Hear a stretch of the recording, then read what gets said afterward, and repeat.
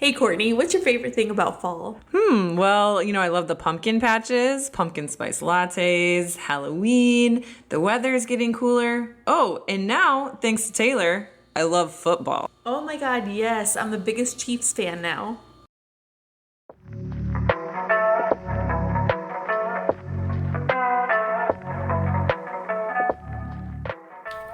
Hello, and welcome to Moms for Book Liberty. The podcast where a couple of moms fight back against groups trying to control what our kids can read. With each episode focusing on a specific book that has found itself on the chopping block of censorship.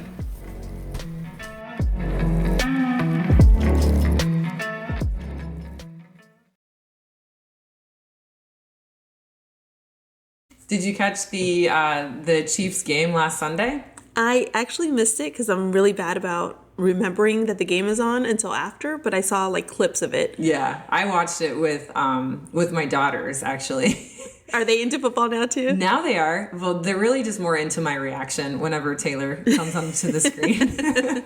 And so my husband and my son were playing video games in the next room, and every time Taylor came onto the screen, I like screamed and like got really excited. And that's amazing. Mainly for the girls' benefit, because they were just like, "What are you doing?"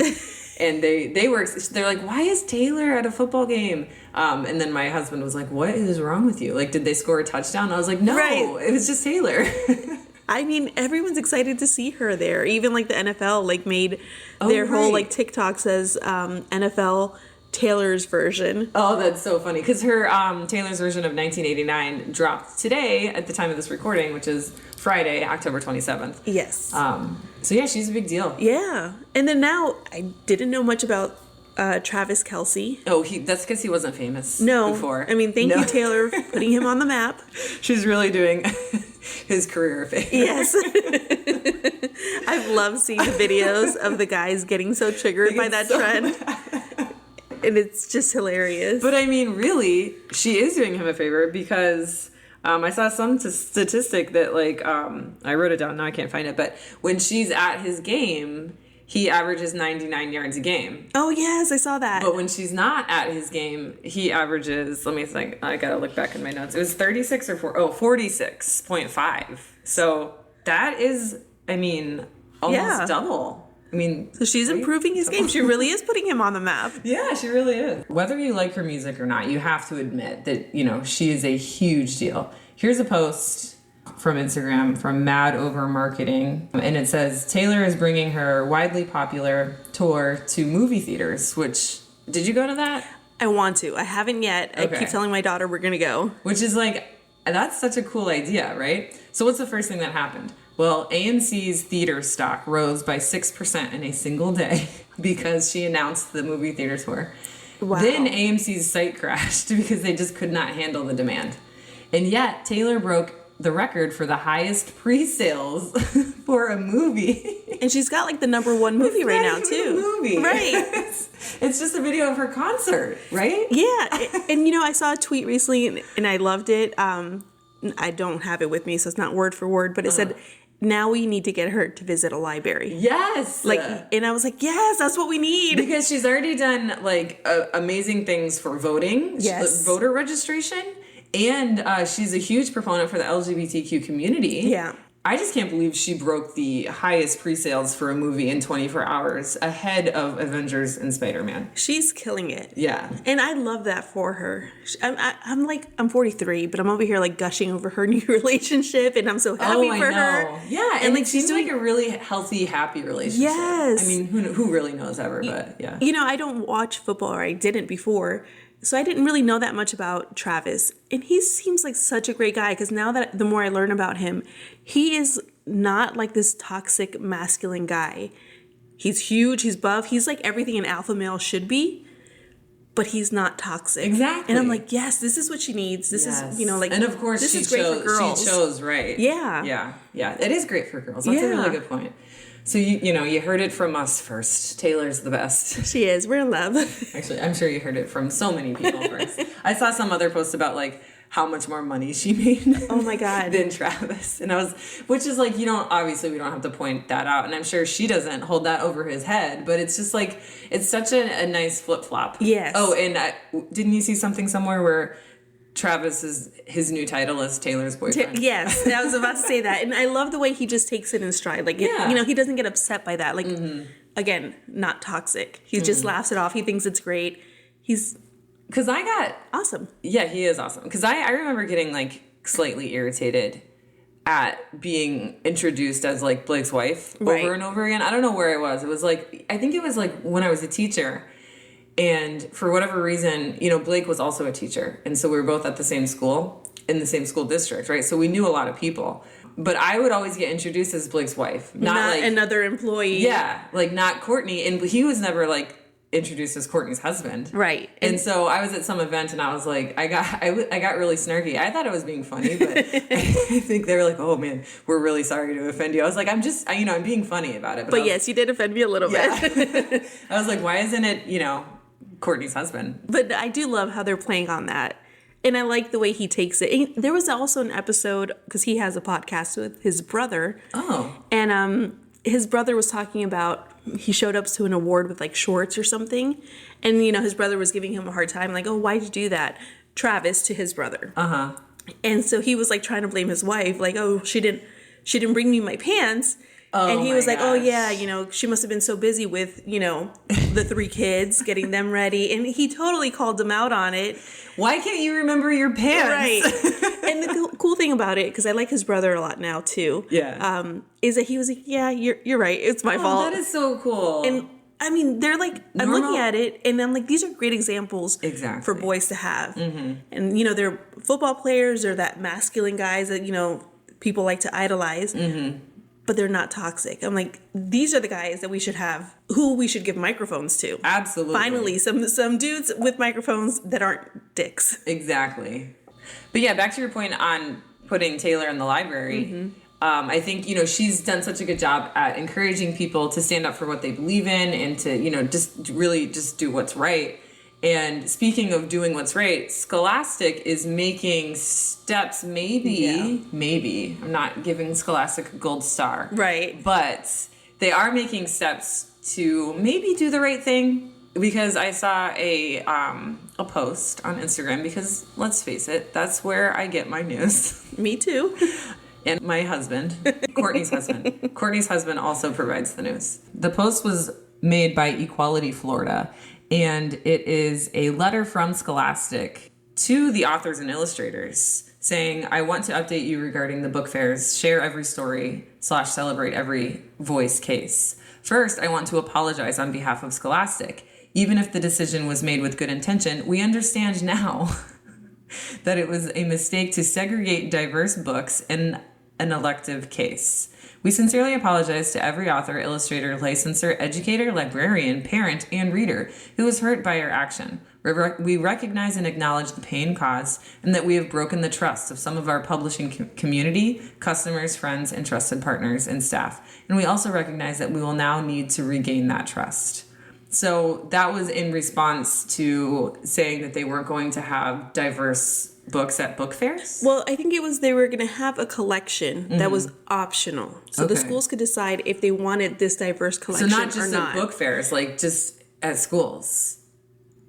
Well, I'm not sure. I think it was at the book fairs, like at the school book fairs. At the school book fairs. So they could opt in to having it. Mm-hmm. So if they didn't, that meant it was just going to be a bunch of white authors, I guess. Straight white authors. Right. And it took that... And the fact that they had to realize that is just embarrassing. Yeah. But they do get some credit for apologizing. They do. But then they also put out a statement, like just to everyone, where they did backtrack and say they're not going to offer that anymore.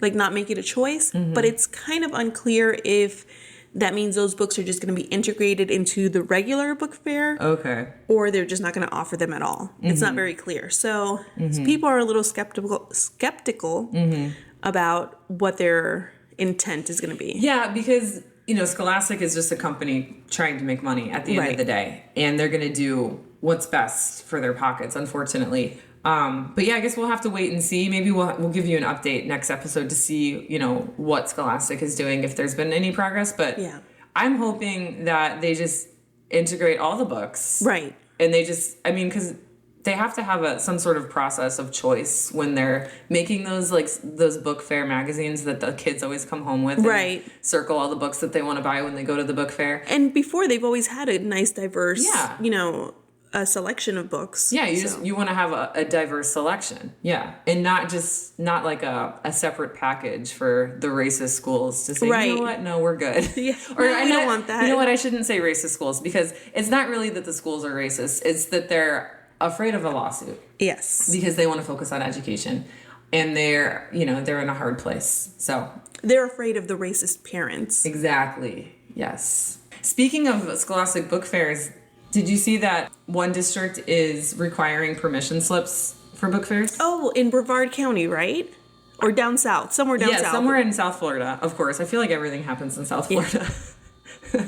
Ridiculous. But yeah, can you imagine having to send a permission slip? Isn't it permission when we send money so that they can buy whatever we want? Well, whatever they want? That was my first thought, but then I remembered there are a lot of really generous parents. That's true. When I was a teacher, and they would send $20 in a little envelope with a note to me that says, please use this $20 on a student who doesn't have book fair money. Because it's so sad when little kids are like, I really want that book, but my mom didn't send me with any money. I know. Which is me. I'm that mom that sent them all to the book fair and didn't give them money.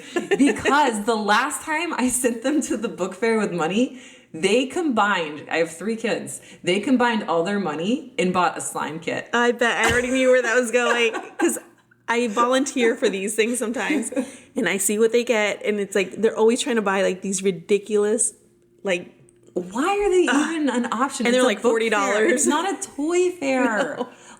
Scholastic, if you're listening right now, please stop selling slime at your book fair. But that's our moneymaker, right? So again, they're not going to stop. I know. But I think next year, when the youngest one is a little bit older, I'll be like, listen, here's $20. You have to buy at least one book. Yeah, that's usually what I do. Yeah. I send them in. I'm like, you have to come back with at least one book. Yeah. And a thick book, a normal book, not a little skinny, Yeah. Or when I was a kid, my mom would be like, you can only buy one eraser. But back then, you could get an eraser for $1. Right. I know. They're $4.50 for a little tiny eraser. I'm like, what is going on? But so that's the update in terms of crazy book-related things, right? Or are we missing anything? I think that's it. I guess it would be a cool thing to ask, what do you guys think about a permission slip? Are you for it or against it? Yeah, let us know. Because right now it's I think it should be, you know what? There's a mom in Miami, and she has an account called Moms for Libros. Yeah. And she's formed this pretty big following on social media, and she's just kind of an activist, and probably more of an activist than us, because we just bitch on the podcast. But and I feel like Miami and South Florida has had a lot more happening than Flagler has lately. Right. Yes, exactly. And so anyway, she actually was interviewed about this. Oh yeah. And she said it should be an opt-out, and I agree. Yes, I agree. I agreed with that too, because opt-in, a lot of kids, she said, a lot of parents just don't notice those forms, won't realize they have to opt in. Mm-hmm. Or they'll lose it. They'll lose it or something. Yeah. So it should be an opt-out. Yeah. If they're going to do it at all. I don't think. Speaking of book fairs, and the book we're actually covering today is called Pumpkinheads by Rainbow Rowell, and it is a New York Times best-selling novel that is a graphic novel with just beautiful, bright illustrations. And that is how you get kids to read. Yes. And graphic novels are my son, he's a good reader, but he prefers a graphic novel over anything else. Yeah, same. It's not an intelligence issue. It's just, I'm a kid and I like colorful pictures, and I'm overstimulated, every day. So in order, if you ask me to read a book without any pictures and focus on it's just going to be a big ask for them. So yeah. So this book wouldn't be at an elementary school book fair, though. Probably not, no. Yeah. And I'm not this isn't the hill I'm choosing to die on, to make, one specific book be available at an elementary school book fair. But I think it's sort of like a canary in the coal mine, if you will, situation where it's this book that we're covering in today's episode, the front cover of it, and we'll post a picture, is a black teenager and a white teenager, and they're laying in a pumpkin patch, and they're both wearing pumpkin overalls, and the author's name is Rainbow. right? Right. And I know I'm jumping to conclusions here, but it's okay. This is my podcast and I can do whatever I want. But this book, I think, was flagged, Right.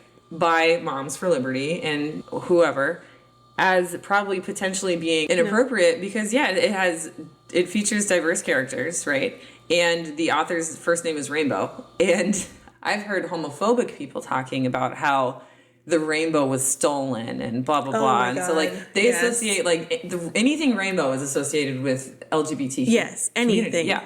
So I'm sure someone picked this up and was like, you know what? I'm going to add this to the list. And the list that we're talking about is Book Look, whatever. And it's Moms for Liberty's, list. Right. Right? And so this is on Book Look, but it's rated a 1 out of 5. A 1 out of 5. So it's not... because there's really nothing to rate in this book that's bad. Right. But it's still there. So there's not even usually there's 2 or 3 pages of pages, page 8, they said this or this was on there. So it doesn't even have that. So it just has a summary of concerns and this book contains references to sexuality. And that's because Deja, the female character, is bisexual. And you only know that because she meets her ex-girlfriend, in the pumpkin patch. And then she also has an ex-boyfriend. So. And the characters in this book are 17. They're about to go to college. They're in their high school year, about to graduate. Right. And so that's another thing that I don't understand is if you're reading a book where the characters are, let's just say 10. Right. And they're in a relationship. If they're 10 years old and they're, declaring their sexuality, I could understand why parents would be concerned because as a parent of a 10-year-old myself, I don't want my 10-year-old to be in a sexual relationship, obviously. Right. These are 17-year-olds that have, they already know their sexual preferences and they're in a sexual relationship. Well, and there's no sex in the book at all, or anything like that. Okay. So there's a kiss at the end. This is just about this is their last year working at the Pumpkin Festival, which is something they've done every fall. Let's talk about the kiss. I guess as a parent of a 10-year-old, and you can give me your opinion on this too, I wouldn't be super thrilled about my 10-year-old kissing someone, whether it's a boy or a girl. Right. 10 is too young to be kissing, young, yeah. Right? But the question is 10 too young to read a book about someone kissing someone? I don't think so. I don't think so either. They see me kiss my husband, you know, so it's not... So the question is it bad for a girl to kiss a girl? Or is it bad for a girl to kiss a boy? Or whatever? I feel like people are, mad, or parents get mad if their kid is reading a book about a girl kissing a girl, but they wouldn't be mad about a book where a girl kisses a boy. Right. And that's what it comes down to. This isn't even about the kiss. And that's not their issue. It's the references to her sexuality. Oh, okay. So I don't even think they care that there's, a kiss at the end. Yeah. And again, Disney movies, they always have kissing. So, I don't see kissing as, a big deal. Right. And they declare their sexuality by kissing a boy. If you are a girl who kisses a boy, you're declaring your sexuality as either, heterosexual or bisexual. So their issue is with the LGBTQ sexuality. Exactly. That didn't make sense. LGBTQ. I always get tongue-tied. Mafia. Yes, the alphabet mafia. That's what they call it. I swear, I'm every time I say it, I stumble on it, and I'm just dumb like that. No. But yeah, it comes down to that. It's because she's bisexual. That's the sexuality that they have a problem with. So I guess if you're gay or bisexual or trans or anything other than straight. So then that means this book is illegal to be in an elementary classroom because of the Don't Say Gay law. Right. Because the law that's up for interpretation to the school board is for only regards to sexual conduct in high school, I think. But there's very specific language in the Don't Say Gay law that says the only thing that can be taught it literally says this: heterosexual marriages and abstinence. Unless you're married, right? Right. So it's very specific language. 1950s, Leave It to Beaver Family is what that law is basically describing. So this book, being that it features a bisexual character, legally could not be in the library? Apparently not, no. Because the law used to say, you just can't instruct it. Okay, what teacher is going to teach that anyway? Although... First of all, it's not going to be a lesson. There's also that law... has to do with classroom instruction. That's so my question. I think in the library, it can still be allowed. But the problem is people are reading that law and saying, oh, look, no, it says that we can't do it. We don't even want it in the library because we don't want that heat. So yeah, that's where, again, we find ourselves in this conversation is the law is confusing. Yes. And schools are erring on the side of caution. And at the expense of an entire identity of people. And people from LGBTQ families are kids from LGBTQ families. Like, let's just, a 10-year-old may not be bisexual, but they might have an older sibling who's bisexual. And this sends a message that their older sibling is wrong in some way. That makes them associate school with negativity. And that's the last thing we want, is for kids to associate school with anything negative. There's a similar website that has not ratings, but, gives you like feedback on books, right? Because we were talking about Common Sense Media, yeah.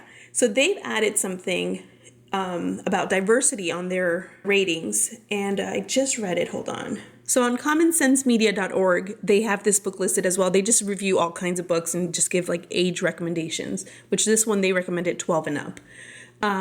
At the bottom, it says, did we miss something on diversity? And this is, research shows a connection between kids' healthy self-esteem and positive portrayals in media. Wow. That's why we've added a new diverse representation section to our reviews that we will be rolling out on an ongoing basis. Wow. So, like, they're acknowledging that representation matters. It's like what a lot of people are saying. Like, we want to be represented. It's not saying that we're not asking you to be okay with it. We're just asking you to let us be in this space as well. Exactly. And I think that Moms for Liberty, instead of, and they don't take ownership of the Book Look website, but we think that it's there. It doesn't matter. We don't really care. But if they were just using Common Sense Media as a parent, and they were just like, hey, I read this book and this is what I think about it, then that's a different story. Like, I agree with like parents going to a website like Common Sense Media and, previewing a movie. Like, I did that for the Goosebumps. Right. Like, I wanted to watch the new Goosebumps on Disney.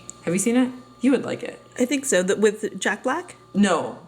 That's not new. Like, new this year. No, I haven't seen it. It's a new Goosebumps. I love how distracted we're getting, but it's a new Goosebumps TV show that just came out on Disney Plus. And I'm like, oh, it's on Disney. Maybe I can watch it with my kids. No, I cannot watch it with my kids. It's a little too scary. It is way too scary. And I looked at Common Sense Media and I was like, okay, no, I can't do this. And I think like the same can be applied to books. Right. And instead of like spearheading this like anti-book campaign where we're, going into libraries and taking everything out, like leave it in the library.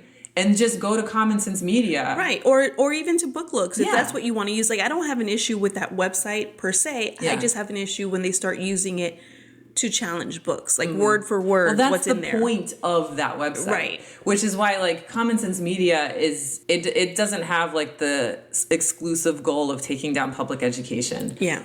Whereas Book Look, I think, is a bit more nefarious in their intentions. The people who back it, well, I don't know who's backing it. So, but just the way it's been used. Yeah, the way it's been used. Is what gives that implication. And I have heard that there are some school boards that have tried to pass it as dangerous. As like...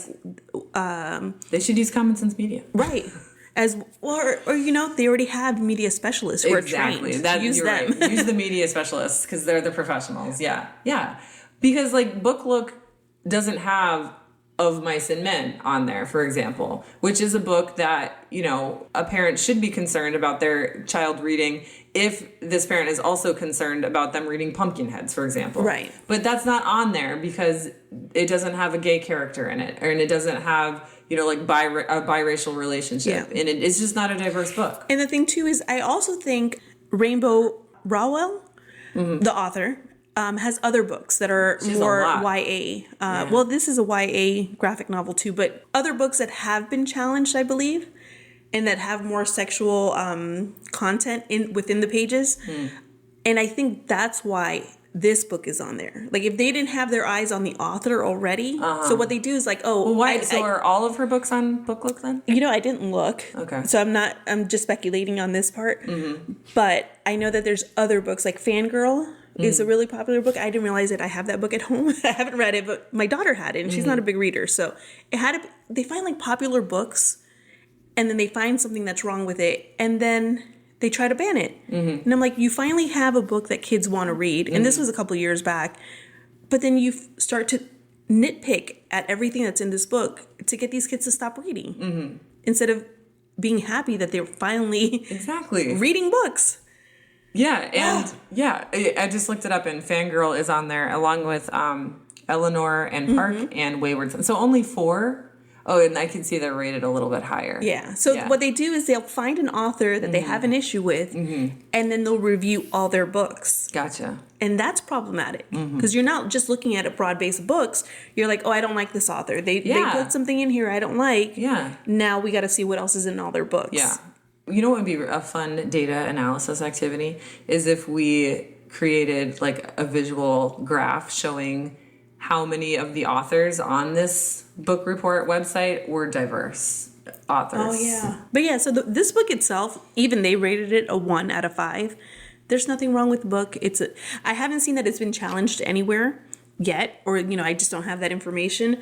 But there's nothing wrong with it, but I could see a parent being like, oh, well, she's bisexual. I don't like that. I don't want it. It just adds to the already dangerous narrative that is being pushed and continuing to grow. And this podcast and groups like Stop Moms for Liberty and Moms for Libros are pushing back on that narrative. But I stand by my opinion, which is, it's dangerous for even innocent books like this to be on the radar. I don't know. I guess it's just a shame that like this book never has a chance of being at an elementary school. Because is there what is wrong with this book for elementary school kids? I didn't really see anything that was problematic. Okay, because I didn't read it, because we're actually going to try out a new layout for this episode and see if we like it. We're going to do it for the next episode. I didn't read the book. Jennifer did read the book. So Jennifer is about to tell me about the book. And what I'm curious about is, if it is appropriate, quote unquote appropriate, because my opinion really is like, if you can read a book, it's appropriate. But I understand not everyone has that opinion. But is it appropriate for elementary school kids if all it's doing is referencing a bisexual character? Because elementary school kids, a lot of them know that people can be bisexual. So let's just jump into it. Jennifer, tell me about the book so me and all of our listeners can decide whether or not, this could be in an elementary school. So the book is it's a simple story. It's really cute. It's 2 characters are the main characters, Josiah and Deja. And every fall they work at this fall festival, at this pumpkin patch.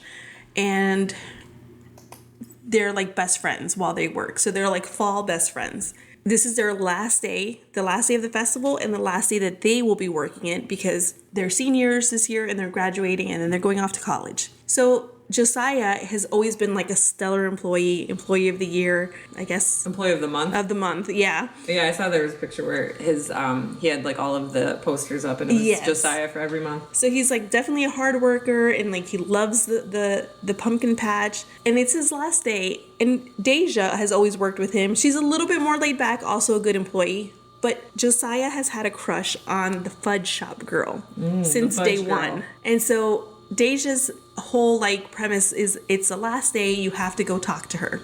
So the whole story is about trying to get him to find her. So it says, I can't talk to her, Deja. You know I can't. Josie, you have to. She calls him Josie? Josie, okay. Yeah.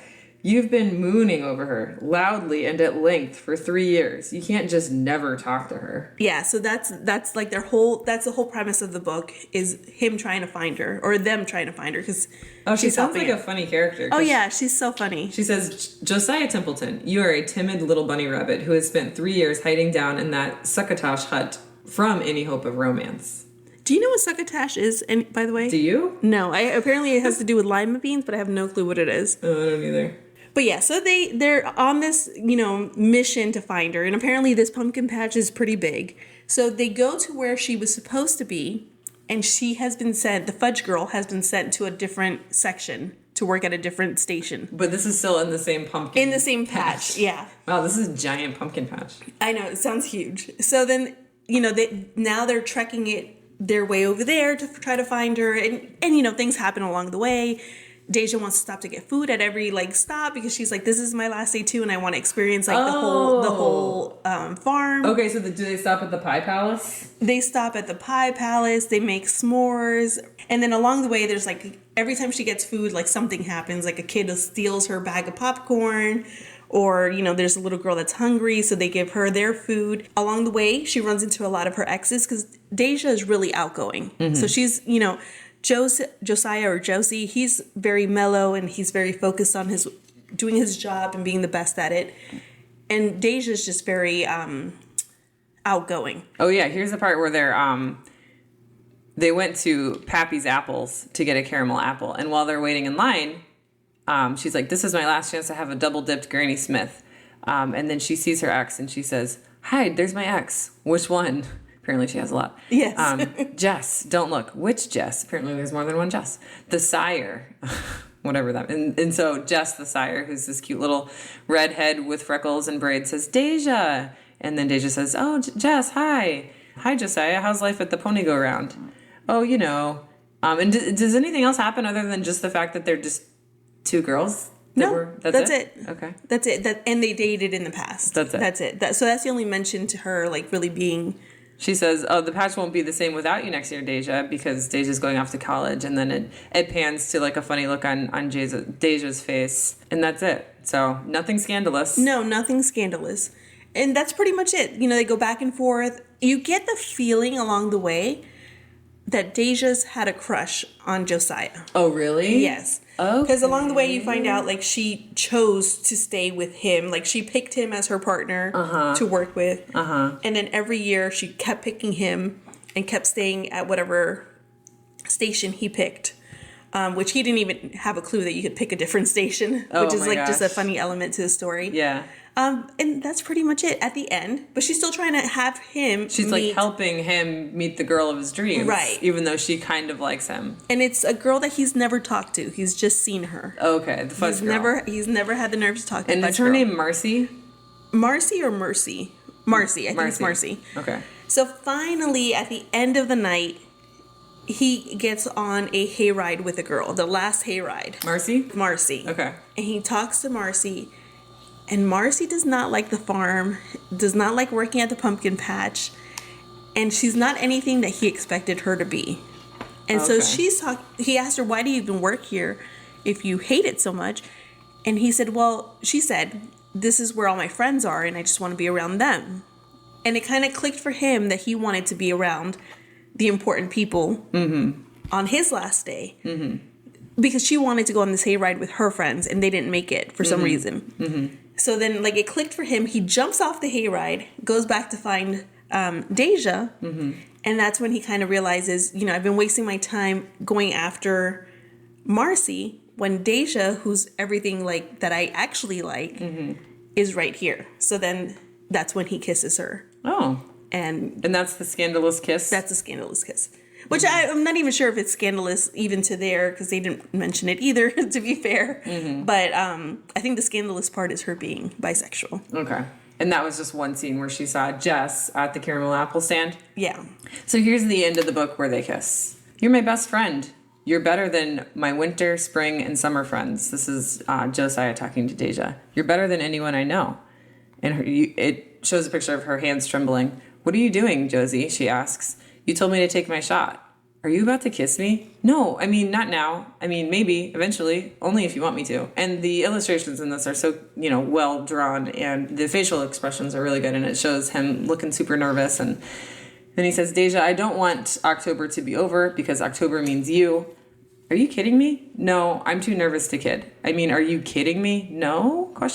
Did you really spend 3 years talking to me about another girl just to do this on our last night? I guess so. Do you want me to stop? It's just, what if I don't like you that way? We're friends, Then we can pretend this never happened. Okay, well, what if I do like you that way? I don't know. I've never been in that situation before.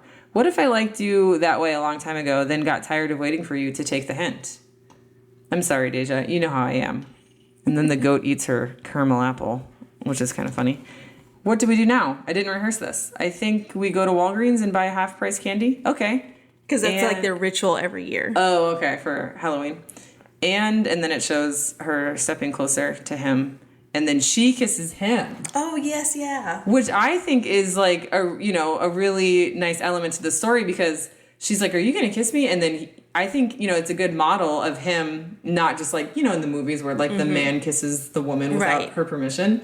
It's really important to model like the permission is needed, and you can't just like go in and like kiss someone without their permission. So, and then it's the last picture of the book is them walking away in the pumpkin patch. Honestly, I would just read this book for the illustrations. Yeah, it's really cute.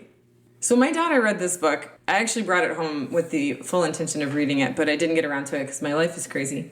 But she read it and she liked it, and it only took her like 2 hours to read it. It took me longer. That's embarrassing.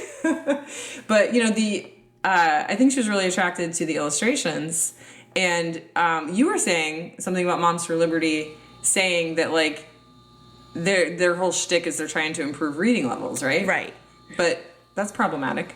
Yeah, like they're trying to, I think, rebrand, because they have gotten a lot of hate for banning so many books or challenging them.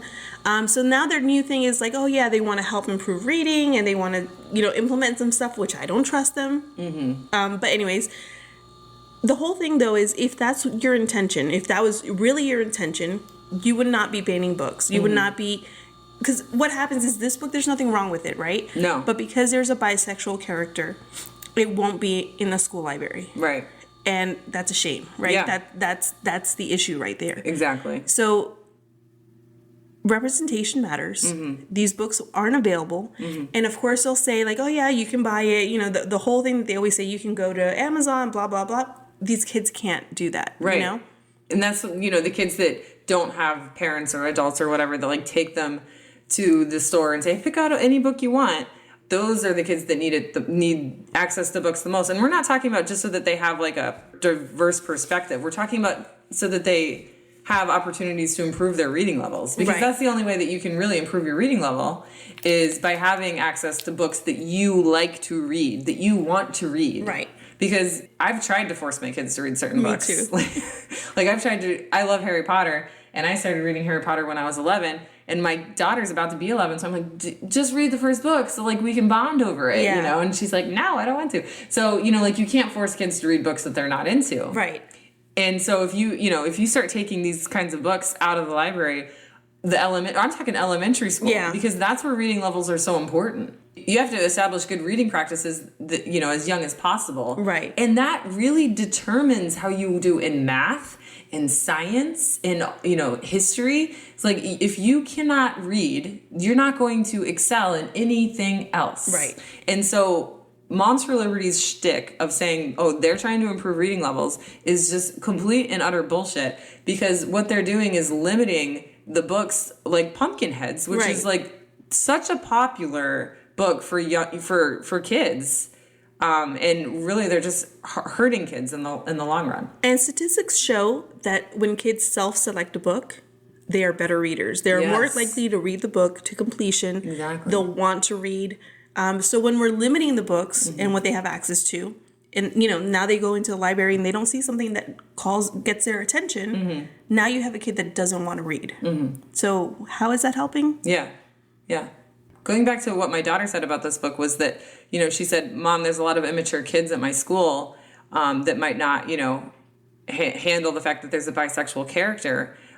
If more books with diverse characters existed, let's just say even at the kindergarten level, then it would just be normalized, and they wouldn't have anything to make fun of. Right. Because it's just normal. And but that's what they don't want to normalize that. They don't want to normalize it. Yeah. That's the issue right there. So the fact that, this book was flagged for having a bisexual character is so stupid and disappointing, because there are so many other positive messages in this book that an elementary school kid could benefit from, such as the body types of the characters. Yes. Deja is a curvy, how does the author describe her? A chubby Gabrielle Union? Yes. Is Gabrielle Union the gymnast? No, she's from Step Up? No, not Step Up. Oh, the cheerleading. She's an actress. Oh, okay. I know there's a Gabrielle gymnast. I don't know. I can't think of her name right now. Gabby something, right? She's the first black gymnast to win an American gold medal. Yeah. But her name's Gabby, so I don't know. I'm terrible. Right now. I'm terrible with pop culture. I'm terrible with names. So anyway, the author describes her as like a chubby Gabrielle Union, and she's also the same height as Josiah. Which was on purpose too. You know, the author says in the book she wanted her to be tall, which also, like, hello, we have tall girls. And she didn't want her to be like a petite, small framed person. She didn't want to, how can I put that? She didn't want to... Here's what it says. She wanted to normalize that this body Yeah. is normal and okay. So she's normalizing diverse body types. Yeah. In an interview in the back of the book, it says, I wanted to push back on the idea that a girl needs to be small and petite to be completely adorable. And Deja is completely adorable. She is. But she's the same height as Josiah, and she's not, you know, a stick. Like, she's a curvy teenager, which, you know, like you were saying, representation matters. Yeah. And it also, it builds confidence. Exactly. And I saw a study somewhere where it's like girls get all the confidence, or most of their confidence, in elementary school. It's like, you don't just like, you know, wake up one day as like a confident woman. Like as a growing girl, like things happen to you and you either become super confident or super, you know, or you start lacking that confidence. And it just sort of grows as you get older. Okay. So it's important that, you know, that at a very young age, characters like, you know, diverse characters, and we're not talking just like skin color and sexual identity, but we're talking about like body type too, are painted in a positive light to give confidence to everybody. Exactly. And that's a really important message for girls and boys, for everyone. And non-binary people. It's a if my daughter was here, she'd be like, Mom, just say people. I love the kids now because they're like, this is what you need to say. Like, don't make it so difficult. And I'm over here like saying it a million ways except the right way. Yeah. My kids are always calling me out. That's good though. It is. Mm-hmm. Yeah. Mm-hmm. So that was Pumpkinheads by Rainbow Rowell. It was illustrated. We're so sorry. Faith Erin Hicks. We need to give massive credit to Faith Erin Hicks, right? Yeah, definitely. Because, I mean, it's beautifully illustrated. Yes. And I think I misspoke. No, it was Rainbow. Rainbow said she was talking. It was an interview with the illustrator. Okay. And she was telling the illustrator what she wanted her characters to look like. And Faith Erin Hicks, I mean, I'm going to just like Google anything that was illustrated by Faith Erin Hicks so that I can just read or look at her illustrations because I'm just so drawn to the pictures. Yeah. And again, it's a good fall book. You know, like it's got all the fall vibes. Go get yourself a pumpkin spice latte. Yes. And pick up a copy of this book. And don't ban books. Ban bigots.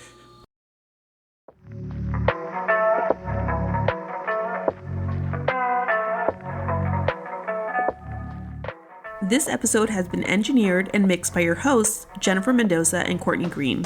Be sure to follow our show on Twitter at Moms for Book Lib and Instagram, Facebook, and TikTok at Moms for Book Liberty with the number 4. And leave us a review on Amazon Music or Apple Podcasts, or you can rate us wherever you listen to podcasts.